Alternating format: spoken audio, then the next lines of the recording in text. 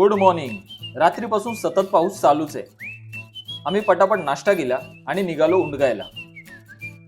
टाटा पंच काढली आणि हायवेला पोहोचलो। आता कुठे जायचं तर दीप्याने सजेस्ट केली एक अशी जागा जी आमच्या घरापासून अर्धा तासाच्या अंतरावर आहे। वाटेत आम्ही या स्टॉलवरून काकडे आणि केळी विकत घेतली आणि पोहोचलो वज्रेश्वरीला। जेवणाची वेळ झाली म्हणून आम्ही मंदिरासमोरच्या केरला कन्नू भुवन मध्ये जेवलो। जेवण करून आम्ही मंदिरात गेलो। मंदिराचा परिसर खूपच सुंदर आणि पीसफुल आहे। दर्शन घेऊन आम्ही वज्रेश्वरी जवळ असलेल्या स्पॉटवर पोहोचलो। या स्पॉटचं मला नाव माहित नाही, पण कमाल स्पॉट होता। थोडा वेळ फोटोबाजी केली आणि आम्ही पोहोचलो गणेशपुरीला। इथे गरम पाण्याचं कुंड आहे।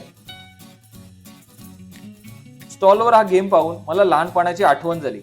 लहानपणी कोणी कोणी हा गेम खेळलाय कमेंट